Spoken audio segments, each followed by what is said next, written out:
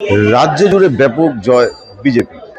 এরপরেই আমরা যেটা দেখতে পেয়েছি যে গতকাল থেকে একাধিক পার্টি অফিস থেকে আরম্ভ করে বিভিন্ন অফিস ভাঙচুর করা হয়েছে এবং তারপরেই আজকে যেটা দেখা গেল,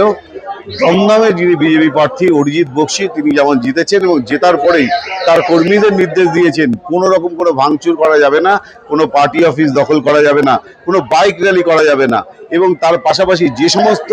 অফিসগুলো দখল হয়েছে অর্থাৎ বিজেপির থেকে তৃণমূলের যে পার্টি অফিসগুলো দখল করা হয়েছে সেই দখল পার্টি অফিসগুলো কিন্তু পুনরুদ্ধার করতে নেমেছেন, অর্থাৎ সেই পার্টি অফিসগুলো তাদেরকে ফেরত দিয়ে দিতে চাইছেন অরিজিৎ বক্সী। এবং এমনটাই খবর দমদমের 9 নম্বর এবং 10 নম্বর ওয়ার্ডের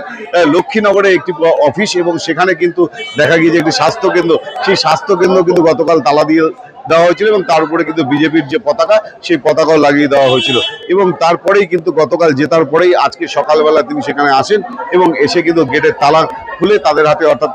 যারা এই অফিসটি চালাতেন তাদের হাতে চাবি কিন্তু হস্তান্তর করেছেন। দমদম থেকে বিশ্বজিৎ পালের প্রতিবেদন, আর প্লাস নিউজ।